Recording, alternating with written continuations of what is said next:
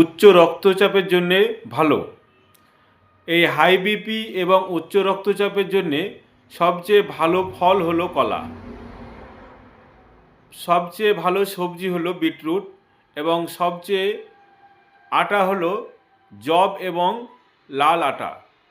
সবচেয়ে ভালো বাদাম হলো অ্যালমন্ড এবং সবচেয়ে ভালো বীজ হলো কুমড়োর বীজ, তিসি বীজ, চিয়া বীজ এবং সূর্যমুখীর বীজ এবং সবচেয়ে ভালো মশলা হলো রসুন এবং সবচেয়ে অতি উত্তম পানীয় যেগুলো, সেই উত্তম পানীয় যেগুলো পান করা যায় মাঝে মাঝে সারাদিনের মধ্যে, সেগুলো হচ্ছে গ্রিন টি বা তুলসী চা বা লেবু জল।